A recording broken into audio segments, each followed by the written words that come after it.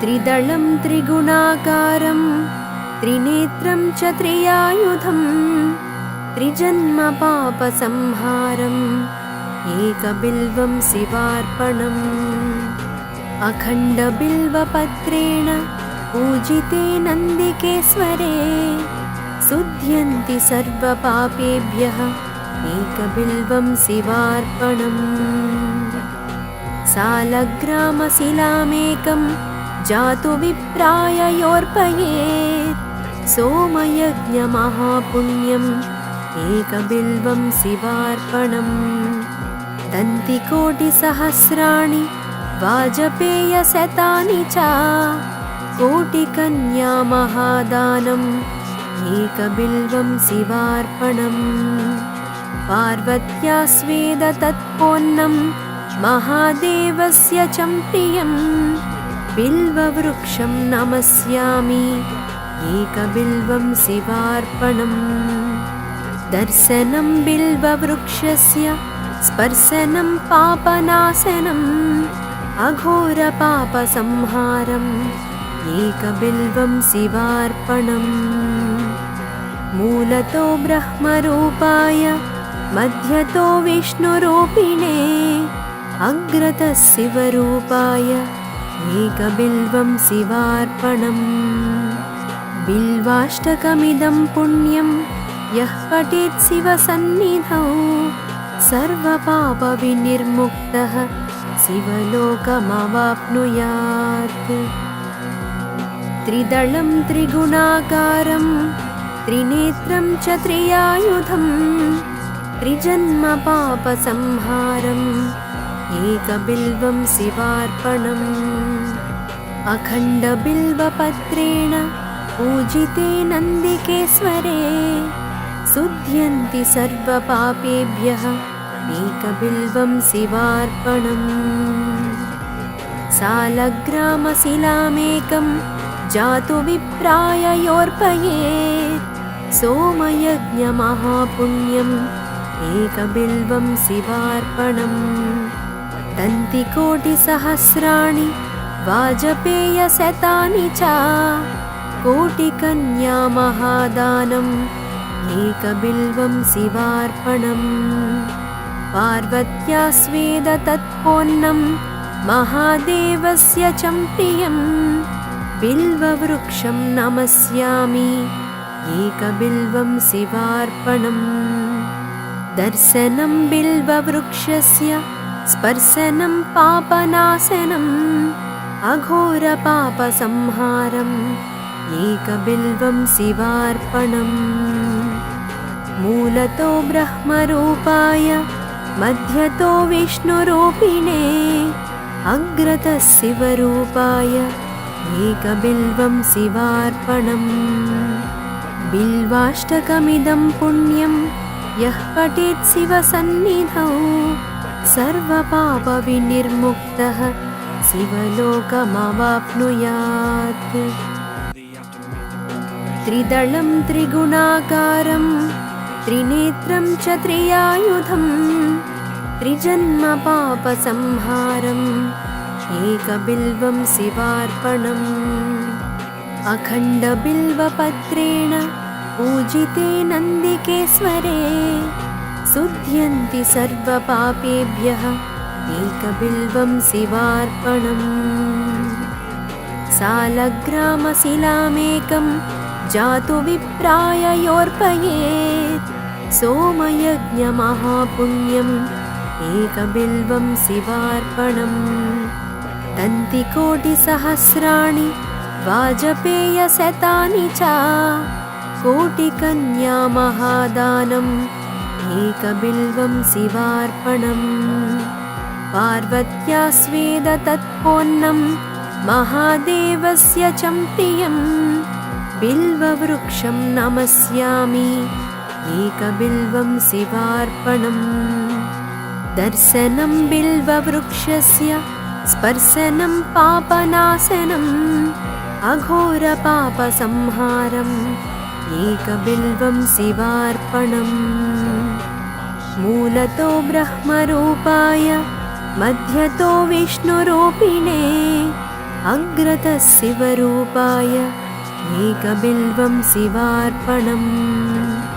बिल्वाष्टकमिदं पुण्यं यः पठेत् शिवसन्निधौ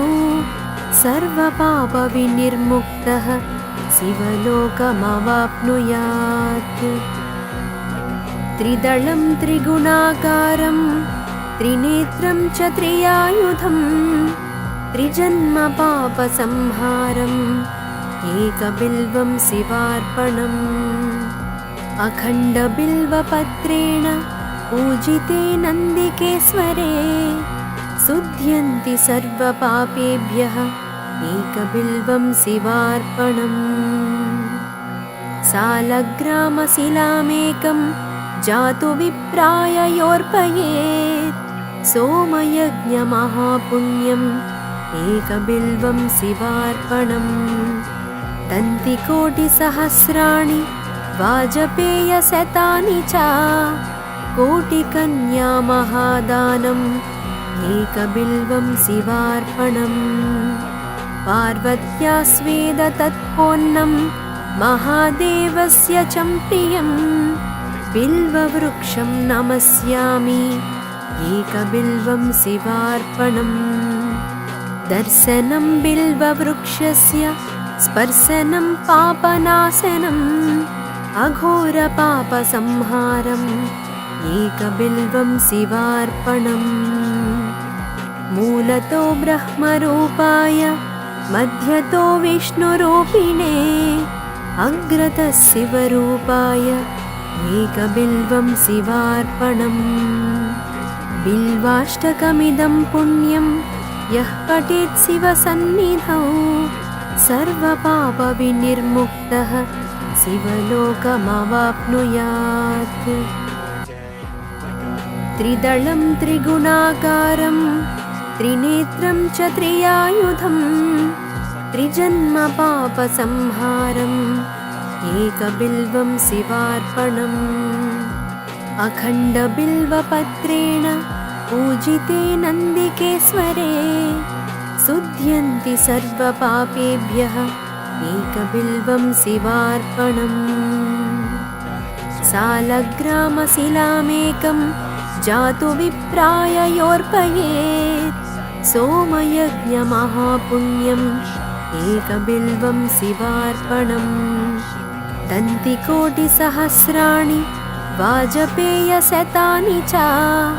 कोटिकन्यामहादानम् एकबिल्वं शिवार्पणम् पार्वत्या स्वेदतत्पोन्नं महादेवस्य च प्रियं बिल्ववृक्षं नमस्यामि एकबिल्वं शिवार्पणम् दर्शनं बिल्ववृक्षस्य स्पर्शनं पापनाशनम् अघोरपापसंहारम् एकबिल्वं शिवार्पणम् मूलतो ब्रह्मरूपाय मध्यतो विष्णुरूपिणे अग्रतः शिवरूपाय एकबिल्वं शिवार्पणम् बिल्वाष्टकमिदं पुण्यं यः पठेत् शिवसन्निधौ सर्वपापविनिर्मुक्तः शिवलोकमवाप्नुयात्। त्रिदलं त्रिगुणाकारं त्रिनेत्रं च त्रियायुधं त्रिजन्मपापसंहारम् एकबिल्वं शिवार्पणम् अखण्डबिल्वपत्रेण पूजिते नन्दिकेश्वरे शुध्यन्ति सर्वपापेभ्यः एकबिल्वं शिवार्पणम् सालग्रामशिलामेकं जातु विप्राय योर्पयेत् सोमयज्ञमहापुण्यम् एकबिल्वं शिवार्पणम् तन्तिकोटिसहस्राणि वाजपेयशतानि च कोटिकन्यामहादानम्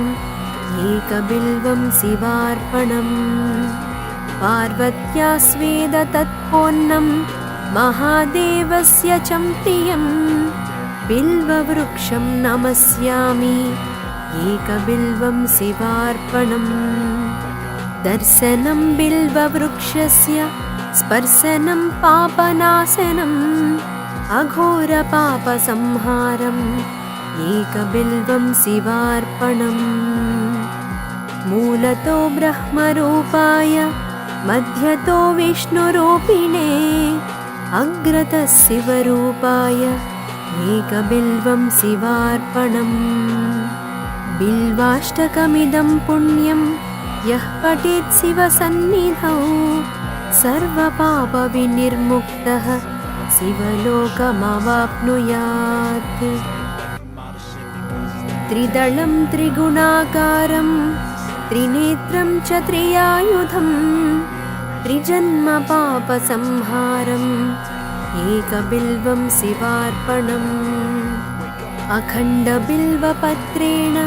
पूजिते नन्दिकेश्वरे शुध्यन्ति सर्वपापेभ्यः एकबिल्वं शिवार्पणम् सालग्रामशिलामेकं जातु विप्राय योर्पयेत् सोमयज्ञमहापुण्यम् एकबिल्वं शिवार्पणम् दन्तिकोटिसहस्राणि वाजपेयशतानि च कोटिकन्यामहादानम् एकबिल्वं शिवार्पणम् पार्वत्या स्वेदतत्पोन्नं महादेवस्य च प्रियं बिल्ववृक्षं नमस्यामि एकबिल्वं शिवार्पणम् दर्शनं बिल्ववृक्षस्य स्पर्शनं पापनाशनम्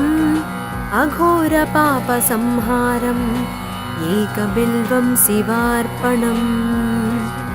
मूलतो ब्रह्मरूपाय मध्यतो विष्णुरूपिणे अग्रतः शिवरूपाय एकबिल्वं शिवार्पणम् बिल्वाष्टकमिदं पुण्यं यः पठेत् शिवसन्निधौ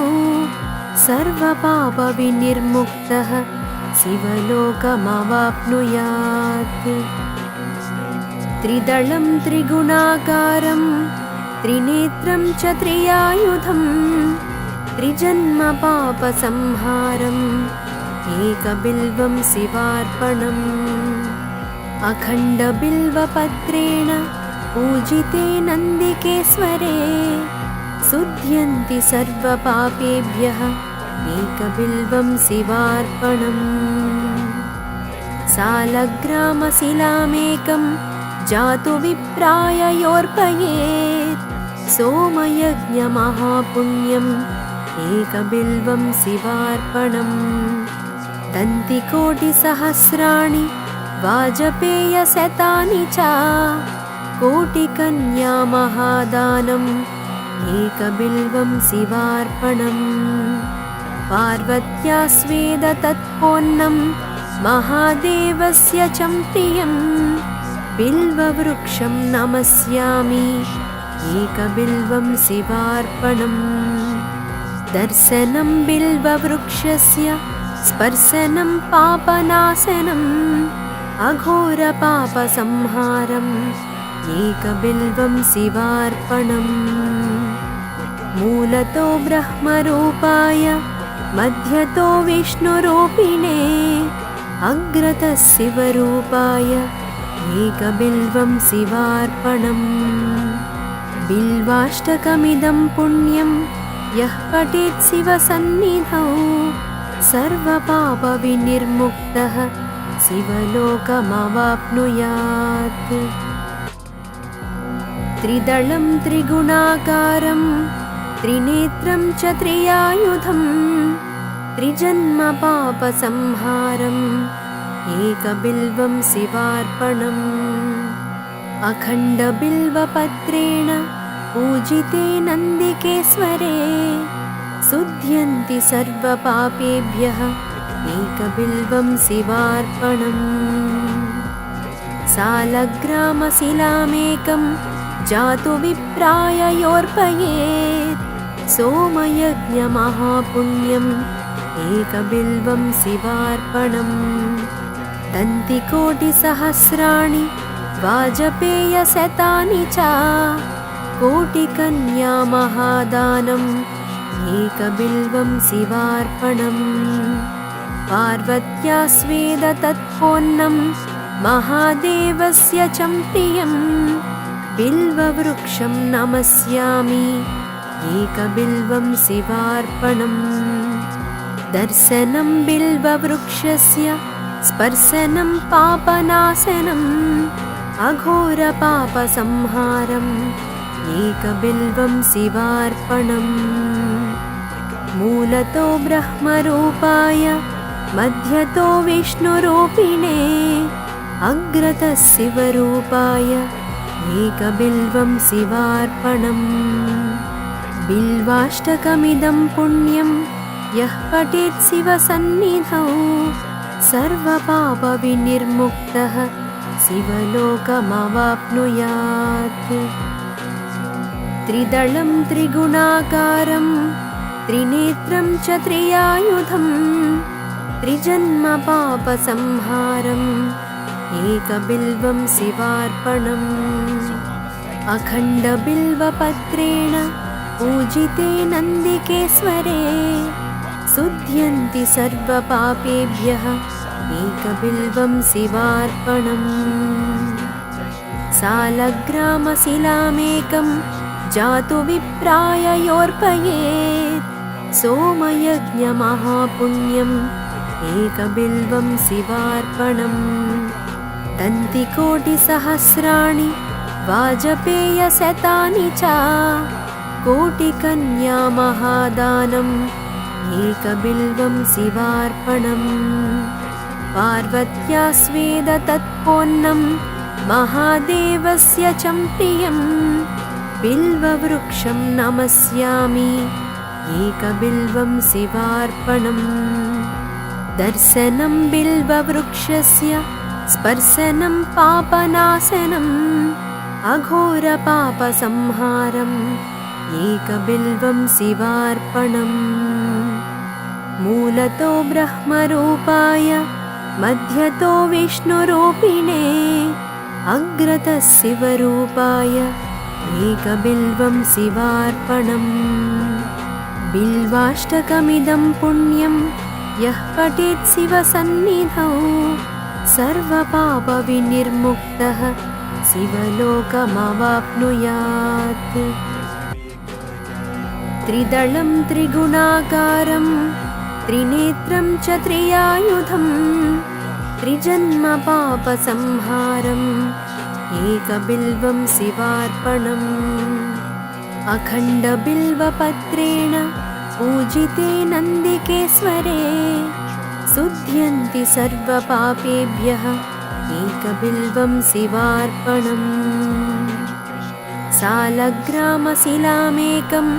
जातु विप्राय योऽर्पयेत् सोमयज्ञमहापुण्यम् एकबिल्वं शिवार्पणम् दन्तिकोटिसहस्राणि वाजपेयशतानि च कोटिकन्या महादानम् एकबिल्वं शिवार्पणम् पार्वत्या स्वेद तत्पोन्नं महादेवस्य च प्रियम् बिल्ववृक्षं नमस्यामि एकबिल्वं शिवार्पणम् दर्शनं बिल्ववृक्षस्य स्पर्शनं पापनाशनम् अघोरपापसंहारम् एकबिल्वं शिवार्पणम् मूलतो ब्रह्मरूपाय मध्यतो विष्णुरूपिणे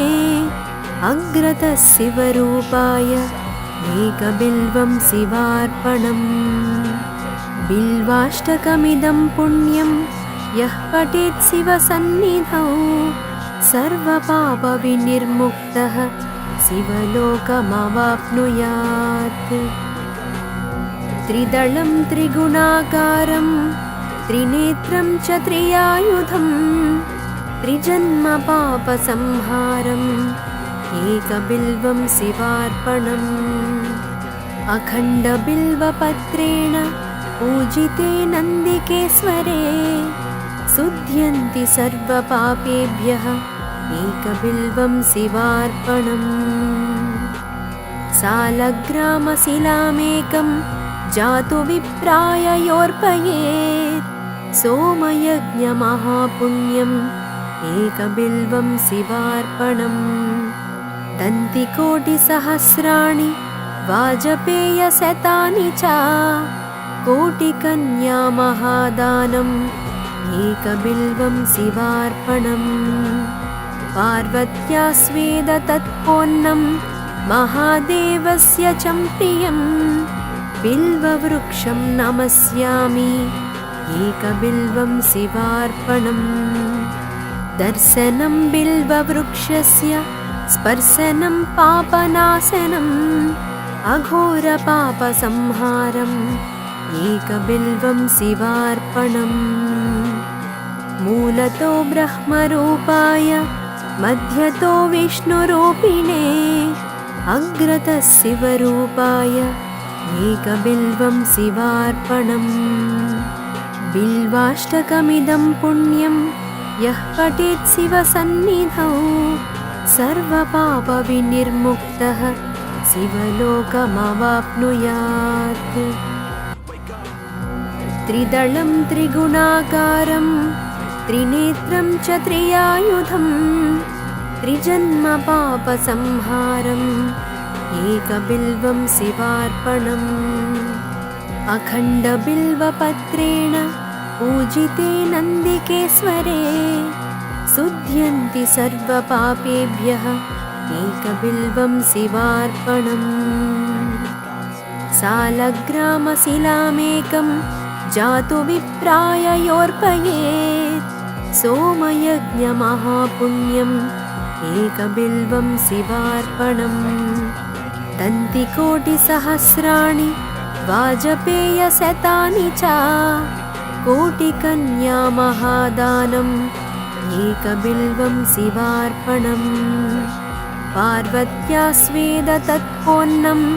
महादेवस्य च प्रियम् बिल्ववृक्षं नमस्यामि एकबिल्वं शिवार्पणम् दर्शनं बिल्ववृक्षस्य स्पर्शनं पापनाशनम् अघोरपापसंहारम् एकबिल्वं शिवार्पणम् मूलतो ब्रह्मरूपाय मध्यतो विष्णुरूपिणे अग्रतः शिवरूपाय एकबिल्वं शिवार्पणम् बिल्वाष्टकमिदं पुण्यं यः पठेत् शिवसन्निधौ सर्वपापविनिर्मुक्तः शिवलोकमवाप्नुयात् त्रिदलं त्रिगुणाकारं त्रिनेत्रं च त्रियायुधं त्रिजन्मपापसंहारम् एकबिल्वं शिवार्पणम् अखण्डबिल्वपत्रेण पूजिते नन्दिकेश्वरे शुध्यन्ति सर्वपापेभ्यः एकबिल्वं शिवार्पणम् सालग्रामशिलामेकं जातु विप्राय योर्पयेत् सोमयज्ञमहापुण्यम् एकबिल्वं शिवार्पणम् दन्तिकोटिसहस्राणि वाजपेयशतानि च कोटिकन्यामहादानम् एकबिल्वं शिवार्पणम् पार्वत्या स्वेद तत्पोन्नं महादेवस्य च प्रियम् बिल्ववृक्षं नमस्यामि एकबिल्वं शिवार्पणम् दर्शनं बिल्ववृक्षस्य स्पर्शनं पापनाशनम् अघोरपापसंहारम् एकबिल्वं शिवार्पणम् मूलतो ब्रह्मरूपाय मध्यतो विष्णुरूपिणे अग्रतः शिवरूपाय एकबिल्वं शिवार्पणम् बिल्वाष्टकमिदं पुण्यं यः पठेत् शिवसन्निधौ सर्वपापविनिर्मुक्तः शिवलोकमवाप्नुयात् त्रिदलं त्रिगुणाकारं त्रिनेत्रं च त्रियायुधं त्रिजन्म पापसंहारम् एकबिल्वं शिवार्पणम् अखण्डबिल्वपत्रेण पूजिते नन्दिकेश्वरे शुध्यन्ति सर्वपापेभ्यः एकबिल्वं शिवार्पणम् सालग्रामशिलामेकं जातु विप्राय योर्पयेत् सोमयज्ञमहापुण्यम् एकबिल्वं शिवार्पणम् दन्तिकोटिसहस्राणि वाजपेयशतानि च कोटिकन्या महादानम् एकबिल्वं शिवार्पणम् पार्वत्या स्वेद तत्पोन्नं महादेवस्य च प्रियं बिल्ववृक्षं नमस्यामि एकबिल्वं शिवार्पणम् दर्शनं बिल्ववृक्षस्य स्पर्शनं पापनाशनम्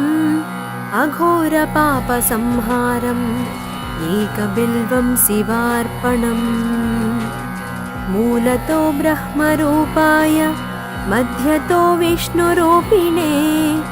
अग्रतः शिवरूपाय एकबिल्वं शिवार्पणम् बिल्वाष्टकमिदं पुण्यं यः पठेत् शिवसन्निधौ सर्वपापविनिर्मुक्तः शिवलोकमवाप्नुयात् त्रिदलं त्रिगुणाकारं त्रिनेत्रं च त्रियायुधं त्रिजन्म पापसंहारम् एकबिल्वं शिवार्पणम् अखण्डबिल्वपत्रेण पूजिते नन्दिकेश्वरे शुध्यन्ति सर्वपापेभ्यः